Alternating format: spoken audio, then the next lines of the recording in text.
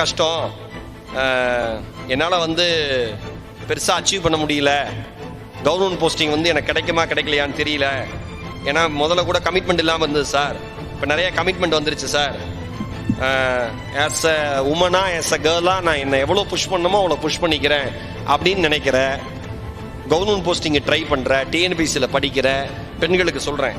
அண்மையில் உசேன் போல்ட் தெரியுமா உங்களுக்கு? யாரு? சேலத்தில் ஆடுறாரா? மின்னல் மனிதன் அந்த ஆள் பேரு. அந்த ஆள் பேர் என்னங்க? மின்னல், அவ்வளவுதான், அப்படி பேருவாப்புல. அந்த ஆள் ஓடுறப்ப டாக்டர்ஸ் அட்வைஸ் பண்ணாங்களாம், இதற்கு மேல் உசேன் போல்ட் வேகமாக ஓடினால் மாரடைப்பு வருவதற்கு கூட வாய்ப்பு இருக்கிறது.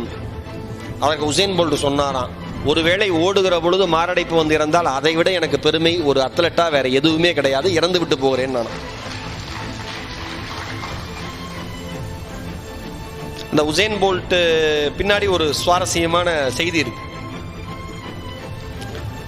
அவர் வந்து ஓட்டப்பந்தயத்தெல்லாம் போகணும்னு ஆசையே இல்லை, சாதாரண ஆள், ஸ்டூடெண்ட். ஆனால் வேகமாக ஓடுவாருங்கிறது ஒரு டீச்சருக்கு தெரிஞ்சிருக்கு. அவனை எப்படியாவது புஷ் பண்ணி ரன்னிங் ரேஸ் கொண்டு வரணும்னு பார்க்கறாரு. நம்மால் வர மாட்டேங்கிறான். எனக்கெல்லாம் இன்ட்ரெஸ்ட் இல்லை சார். அதெல்லாம் ஒரு நாள் நம்மால் சோத்தை மறந்துட்டு வந்துட்டாப்புல, லஞ்சை நேராக வந்திருக்காப்புல, சோகமாக உட்காந்துருக்கான். சார் கேட்டிருக்காரு, ஏன்பா சோகமாக இருக்க? சொல்லாமலே லிவிங்ஸ்டன் மாதிரி. அப்படின்னா சாப்பாடு மறந்துட்டு நான் என்னோட லஞ்ச் தரேன். உண்மையாவா சார்? ஆமாம். ஆனால் நம்ம ஸ்கூலில் ரன்னிங் ரேஸில் ஃபர்ஸ்ட் ப்ரைஸ் வாங்கினா பார்த்தியா, அவங்க கூட ஓடி நீ ஜெயிச்சிரு, உனக்கு இந்த லஞ்ச் கொடுத்தேன். அப்புறம் பேச்சு மாறக்கூடாது சார். அம்மா சத்தியமா? அம்மா சத்தியமா? ஓகே. அந்த ஸ்கூலில் ஃபர்ஸ்ட் ப்ரைஸ் வாங்கினால ரன்னிங் ரேஸில் அவங்க கூட ரன்னிங் ரேஸ் ஸ்கூல் கிரவுண்டில் அவன் பாதி கிரவுண்டு ஓடுறதுக்குள்ள நம்மால் ஃபுல் கிரவுண்ட் ஓடிட்டு வந்து சார் சோறுன்னு இருக்காப்புல.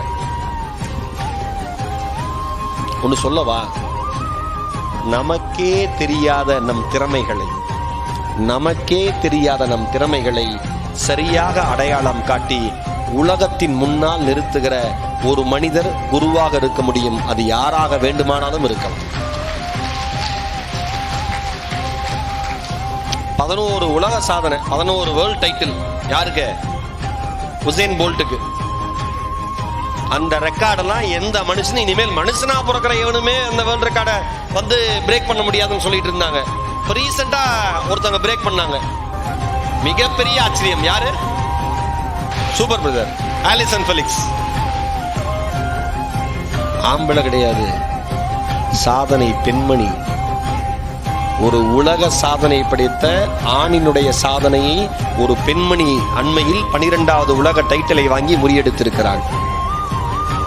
அவ அண்மையில வேர்ல்ட் சாம்பியன்ஷிப்ல வந்து மிக்ஸ்டு ரிலே ரேஸ்ல 400 மீட்டர்ல ஓடி அந்த சாம்பியன்ஷிப் வாங்கினாங்க, வேர்ல்ட் டைட்டில் அடிச்சாங்க, உசேன் போல்ட் ரெக்கார்டை பிரேக் பண்ணாங்க. இது பெரிய விஷயமே கிடையாது. எது தெரியுமா பெரிய விஷயம்? சிசேரியன் மூலமாக குழந்தையை பெற்றெடுத்த அடுத்த 10வது மாதத்தில் உலக சாம்பியன்ஷிப் பட்டத்தை தன் கைகளிலே தக்க வைத்திருக்கிறாள் அந்த சகோதரி. ஒவ்வொரு அத்லட்டுக்கும் ஒவ்வொரு பெரிய பெரிய பிராண்ட் கம்பெனி வந்து ஸ்பான்சர்ஷிப் பண்ணும்ல.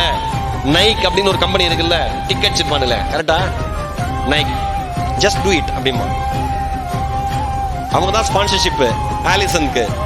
இவங்க கன்சீவ் ஆயிட்டாங்க, குழந்தை பெற்றுக்கிட்டாங்க அப்படின்னு அவன் கொடுத்த ஸ்பான்சர்ஷிப்ல 70% திரும்பி வாங்கிட்டான். 170% ஸ்பான்சர்ஷிப்பை திரும்பி வாங்கிட்டான். 30% தான் அந்த பெண்மணி கொடுத்தான். ஏன்? ஏற்கனவே 11 வேர்ல்ட் டைட்டில், 6 ஒலிம்பிக்ல gold medal, 6 Olympic gold medal பெற்ற பெண்மணி, 33 வயசு, 10 மாசம் சிசேரியன் மூலமா குழந்தை பெற்று 10 மாசம் நிறைவா முடிவடையல.